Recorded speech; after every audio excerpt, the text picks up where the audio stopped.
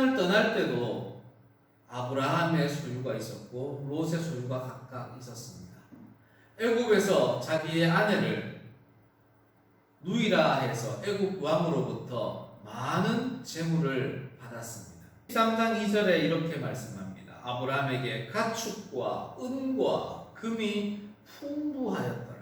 아브라함이 애굽에서 가나안 땅으로 다시 돌아올 때는 큰 부자가 되어 있었습니다. 베델 동쪽 산에는 이미 가나안 족속들이 살고 있습니다. 또 일종의 유목민이었던 브리스 족속들도 거기에 살고 있습니다. 거기에 아브라함 공동체가 그 베델 동쪽 산에 함께 정착을 하게 되는 겁니다. 가나안 땅에 들어와서 산지에서 살아갈 수밖에 없는 아브라함의 그 심정을 우리는 조금 헤아려 볼 수가 있습니다. 결코 약속의 땅, 젖과 꿀이 흐르는 땅이라고 생각하지 못할 만큼 부족한 지역이지만 아브라함 공동체는 그곳에서 하나님께 감사하며 제단을 쌓고 하나님께 예배를 올려드립니다. 여기까지는 참 보기가 좋습니다. 그런데 이런 아브라함 공동체, 예배드리는 공동체의 모습도 잠시 뿐입니다. 곧 이어서 아브라함 공동체 내에 갈등과 분쟁이 일어납니다. 13장 6절 말씀입니다. 그 땅이 그들이 동거하기에 넉넉하지 못하였으니 이는 그들의 소유가 많아서 동거할 수 없었음이니라. 아브라함 공동체가 베델 동쪽 산에 함께 동거할 수 없을 만큼 많은 가축과 종들이 생겨났다는 겁니다. 아브라함에게는 후손도 없고 오직 재물밖에, 종과 가축밖에 바라볼 것이 없는 아브라함의 삶입니다. 사실 하나님께서 아브라함에게 하란에서 명령하실 때 복을 주셨죠. 너는 복이 될 것이다 이야기를 하셨습니다. 그때 하나님께서 아브라함에게 주신 복은 크게 두 가지였습니다. 하나는 자손에 대한 복이었고 하나는 가나안에 대한 복이었습니다. 재물에 대한 내용이 언급되지 않습니다. 그런데 아브라함은 현재 자손이 없습니다. 가나안 땅에 들어왔지만 마음껏 자기가 원하는 곳에 살 수 있을 만큼 자율권도 없습니다. 땅과 자손에 대한 복이 이루어지지 않았기에 아브라함은 지금 재물을 자기의 복이라 생각하고 있는 겁니다. 하나님이 이렇게 가축과 은과 금을 넉넉하게 주셨구나. 그것이 하나님의 복이라 생각하고 있는 겁니다. 그런 가운데 갈등과 분쟁이 생긴 겁니다. 롯의 목자와 아브라함의 목자가 목소지를 이유로 갈등이 생기지만 롯이 어찌할 수가 없습니다. 왜 그럴까요? 약자의 입장입니다. 아브라함의 소유에 비할 바가 못 됩니다. 아브라함의 권위에 비할 바가 못 됩니다. 롯은 침묵하고 있을 수밖에 없습니다. 반면 아브라함은 이 공동체의 지도자, 리더입니다. 그리고 아브라함은 이 분쟁과 갈등을 묵인할 마음도 없습니다. 아브라함은 이 갈등과 분쟁을 해결하려 합니다. 시비를 가려서 누구의 책임인가 징계를 하려는 것이 아닙니다. 오로지 이 갈등을 해결하고 행복하게 살고 싶은 겁니다. 그래서 아브라함은 제안을 합니다. 8절 말씀입니다. 우리는 한 친족이라 나나 너나 나의 목자나 너의 목자나 서로 다투게 하지 말자. 아브라함이 분쟁을 해결하려고 했던 이유가 여기에 있습니다. 다투게 하지 말자는 겁니다. 다툼을 중단하고 너나 나나 행복하게 살자는 겁니다. 나는 아들도 없다, 자식도 없다. 나는 이 재물을 지켜야 되겠다라는 뜻이 암시되어 있는 겁니다. 아브라함은 하란에서 하나님이 명령하신 그 말씀을 순종하기 위해서 다툼을 중단하자고 하는 것이 아닙니다. 자기 자신의 행복을 위해서 다툼을 중단하자고 이야기를 하는 겁니다. 9절에서 이렇게 제안합니다. 너의 앞에 온 땅이 있지 않느냐. 나를 떠나가라. 네가 좌하면 나는 우하고 네가 우하면 나는 좌하리라. 아브라함은 어른답게 통 큰 사람처럼 롯에게 이렇게 제안을 합니다. 여러분, 아브라함의 이 모습이 어떠합니까? 정말 어른다운 모습입니까? 통 큰, 포부 큰 그런 지도자의 모습입니까? 어떤 목회자들은 이 장면에서 야, 롯이 정말 그렇게 하면 안 되지. 삼촌인 아브라함이 네가 선택해라 라고 했더라도 조카가 그러면 안 되지. 아, 참 예의 없는 롯이군. 이렇게 롯을 비판하기도 합니다. 정말 그럴까요?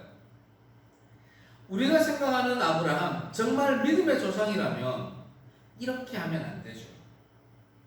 하나님은 분명히 아브라함을 향해서 아브라함아, 너는 너의 고향과 친척과 아버지의 집을 떠나라 했습니다. 그러면 지금 롯과 함께 공동체를 이루고 있다면 이 친척 롯을 떠나 보낼 것이 아니라 내가 떠나야죠. 아브라함이 떠나야죠. 하나님의 명령을 순종하는 것은 야, 너 떠나! 이것이 아니라 내가 떠날게 라고 말할 수 있어야죠. 오늘날 교회 중에는 이런 교회가 있습니다. 교회 안에 분쟁이 일어나죠. 분쟁이 일어나면 나도 이 교회를 지키고 싶고 너도 이 교회를 지키고 싶어요. 기득권이 큰 교인들이 이야기를 합니다. 야, 너 떠나. 여기는 약속의 땅이야. 너 우리와 함께 예배 공동체를 이루기 싫으면 너 떠나. 이렇게 이야기를 합니다. 그것이 과연 하나님의 뜻일까요?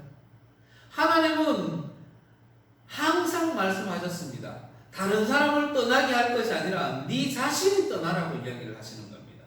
네 자신이 기득권을 내려놓고 네 자신이 세상의 것을 내려놓고 세상을 떠나라고 이야기를 하시는 겁니다. 그런데 아브라함은 지금 롯을 향해서 네가 떠나. 정말 믿음의 조상이라면 그러면 안 되죠. 아브라함은 롯에게 이야기를 했었어야 합니다. 조카 롯아, 들어보렴. 우리가 하란에 있을 때 하나님이 이렇게 명령하셔서 우리가 여기까지 이렇게 온 것이란다. 하나님은 나에게 이 가나안 땅에 가라고 말씀하셨다. 그래서 나는 이 가나안 땅을 떠날 수가 없어. 롯, 네가 다른 곳으로 떠나가 주어야 하겠어. 이 가나안 땅보다 더 좋은 땅이 저기 많잖아. 특히 저 요단 땅 봐봐. 물도 많고 목초지도 많지. 네가 이 가나안 땅 대신에 다른 곳으로 떠나렴. 네가 떠나가는데 이사 비용은 내가 부담할게.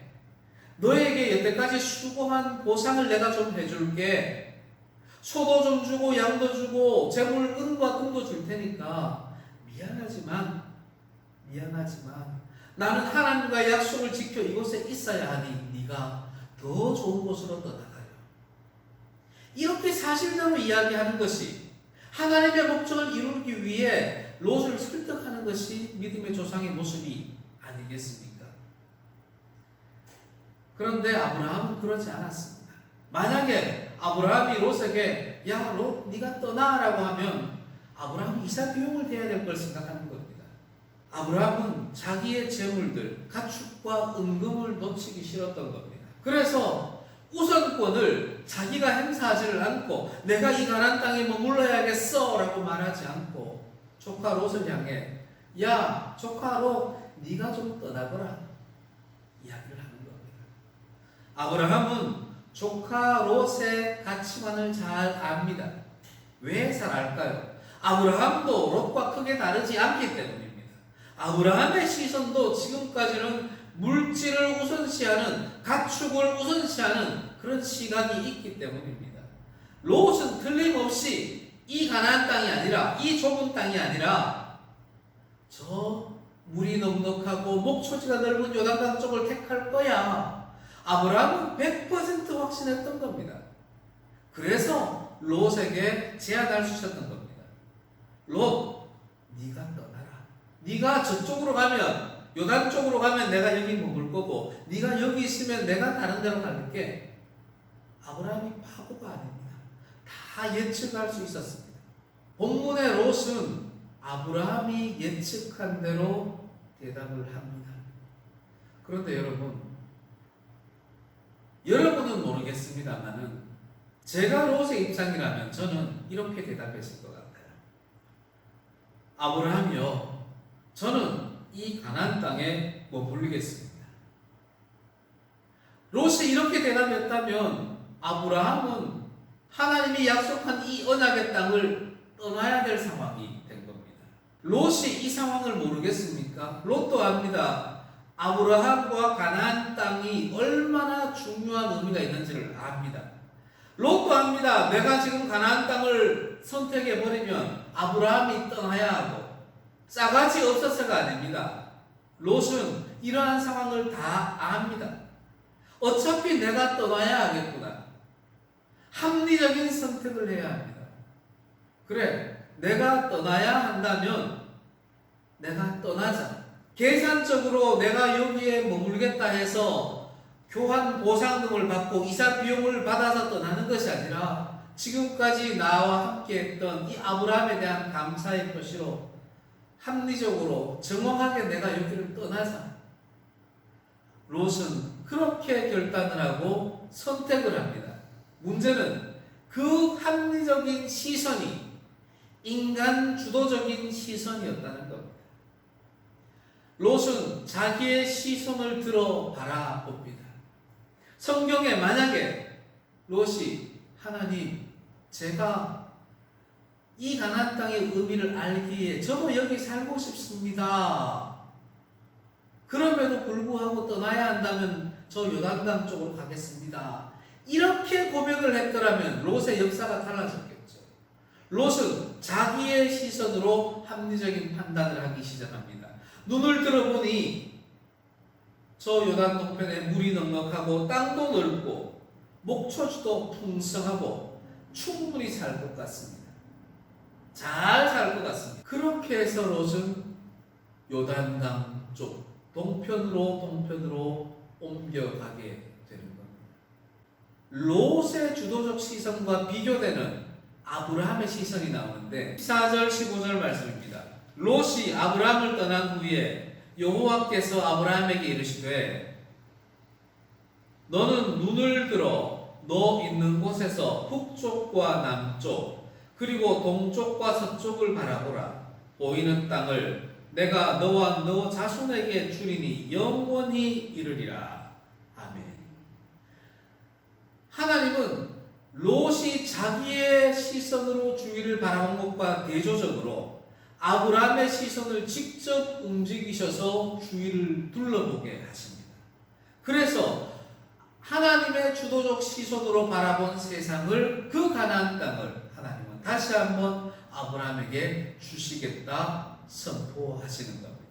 롯에게는 하나님의 시선이 없었습니다. 사랑하는 성도 여러분, 여러분에게는 하나님이 주도하는 시선이 있습니까? 그런 시선을 가지고 싶지 않습니까?